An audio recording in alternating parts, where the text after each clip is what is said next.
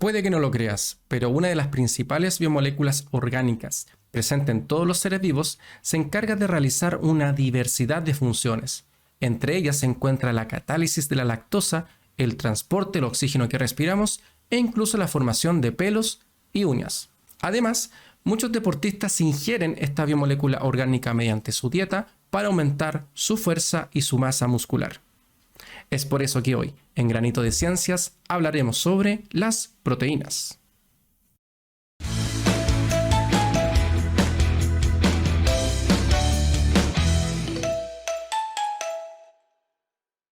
Nuestro cuerpo está formado por 4 principales biomoléculas orgánicas, las cuales se componen principalmente por los átomos de carbono, hidrógeno, oxígeno y nitrógeno. Estas biomoléculas orgánicas forman la base de la estructura y función de la mayoría de los organismos vivos. Las 4 biomoléculas orgánicas son los carbohidratos, los lípidos, las proteínas y los ácidos nucleicos. En términos generales, los carbohidratos son compuestos orgánicos que se encuentran en la mayoría de los alimentos y que se usan como fuente de energía inmediata. Los lípidos son un grupo de compuestos orgánicos que incluyen grasas, aceites y ceras, los que se encuentran en todos los seres vivos.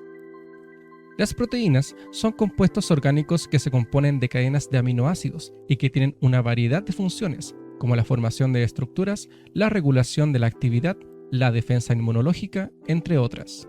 Finalmente, están los ácidos nucleicos, cuya principal función es contener los rasgos genéticos. Las proteínas son biomoléculas orgánicas compuestas por los átomos de carbono, hidrógeno, oxígeno, nitrógeno y azufre. Estas biomoléculas se construyen en base a monómeros o estructuras básicas llamadas aminoácidos, las cuales se van uniendo entre sí mediante un enlace químico llamado enlace peptídico, cuya principal característica es ser un enlace covalente. Las proteínas son los compuestos más versátiles de los seres vivos, pues están implicados en prácticamente todos los aspectos del metabolismo celular, ya que la mayoría de las enzimas, aquellas moléculas que se encargan de acelerar miles de reacciones químicas que llevan a cabo nuestras células, son justamente proteínas. Las proteínas se ensamblan en diversas formas: la estructura primaria, la estructura secundaria, terciaria y cuaternaria, lo que le permite participar como los principales componentes estructurales de células, tejidos y glándulas. Por este motivo, el crecimiento y la reparación, así como el mantenimiento del organismo, dependen necesariamente de las proteínas. Por ejemplo, una célula muscular tiene grandes cantidades de las proteínas miosina y actina, que son responsables de su apariencia, así como de su capacidad para contraerse. Los aminoácidos, los constituyentes de las proteínas, poseen una estructura química con un grupo amino y un grupo carboxilo unidos a un mismo átomo de carbono asimétrico, conocido como carbono alfa o central. En las proteínas se encuentran normalmente unos 20 aminoácidos. Cada uno de ellos se identifica con una cadena lateral llamada radical, que se encuentra unido al carbono alfa o central.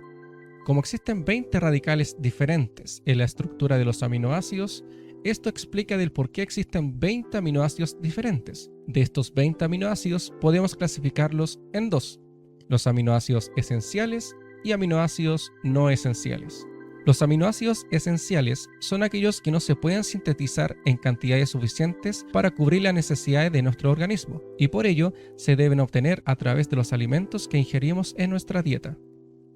Los animales difieren en su capacidad de biosíntesis y por eso el que es un aminoácido esencial para una especie puede no serlo para otra. Por ejemplo, los aminoácidos esenciales para el ser humano son la isoleucina, leucina, lisina, metionina, fenilalanina, treonina, triptófano, valina e histidina. En los niños se añade a la lista la arginina, ya que no pueden sintetizarlas en cantidades suficientes para mantener su crecimiento. El enlace covalente carbono-hidrógeno que se lleva a cabo entre 2 aminoácidos se llama enlace peptídico. Cuando se unen 2 aminoácidos se forma un dipéptido.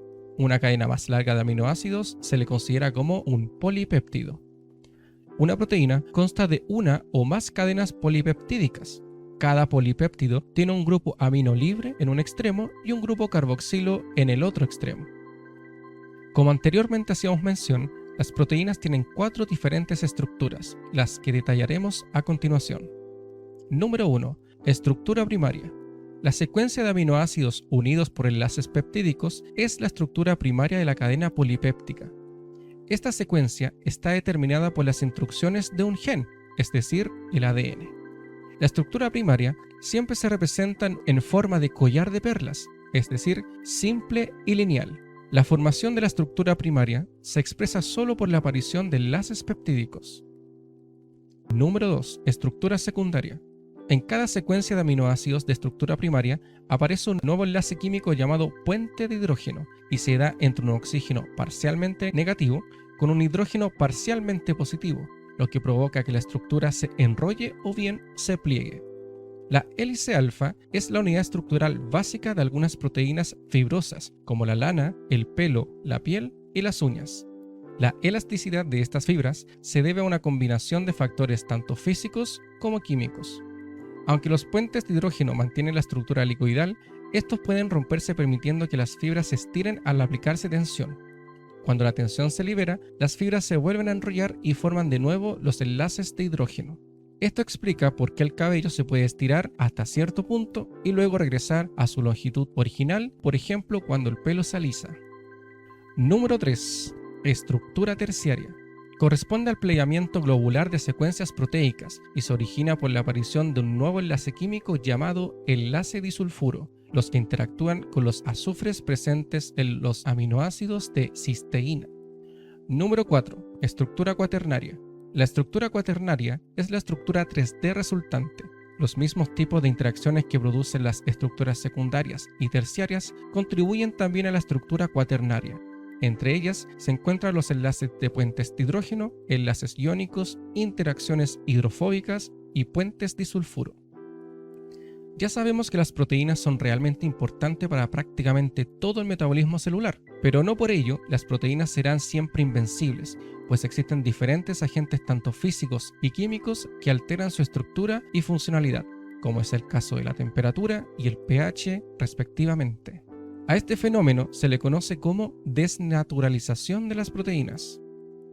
Como ya se ha hecho mención, las proteínas son partícipes en una gran cantidad de mecanismos metabólicos que llevan a cabo las células. Por ejemplo, entregan soporte estructural, inmunológico, hormonal, contráctil, de transporte, de reparación y enzimáticas. Las enzimas son proteínas que poseen una característica biocatalizadora, es decir, permite acelerar distintas reacciones químicas de nuestro organismo. ¿Pero cómo lo hacen? Bien sencillo, disminuyen la energía mínima de activación que se requiere para dar inicio a una reacción química. De esta forma, las enzimas permiten que una reacción ocurra en un pequeño lapso de tiempo. Pero como las enzimas son proteínas, también pueden verse afectada su actividad dependiendo de condiciones físicas o químicas. Por ejemplo, al aumentar la concentración de sustratos, la actividad enzimática aumenta hasta alcanzar la velocidad máxima, punto donde las enzimas se saturan, puesto que las enzimas tienen sus sitios activos completamente ocupados. La actividad enzimática también se verá afectada si se encuentra presente en un medio donde la temperatura es muy elevada o bien muy descendida. Algo similar ocurre con la actividad enzimática en medios de pH muy ácidos o bien muy alcalinos. En resumen, las proteínas están formadas por los átomos de carbono, hidrógeno, oxígeno, nitrógeno y azufre. Las proteínas poseen una diversidad funcional dependiendo de las cadenas de aminoácidos que las conformen, su nivel estructural y el soporte del medio en cual se encuentre inmersa. Pero sin lugar a dudas, la función enzimática nos permite a nosotros como organismos moderar el metabolismo de nuestras células, siempre y cuando factores como la temperatura, el pH y la concentración de sustrato así lo permitan. Si te ha gustado este video sobre las proteínas, déjanos tu like, suscríbete a nuestro canal y no olvides activar la campanita para no perderte de más videos sobre biología y ciencias naturales. Soy el profesor Nicolás Puebla y esto fue Granito de Ciencias.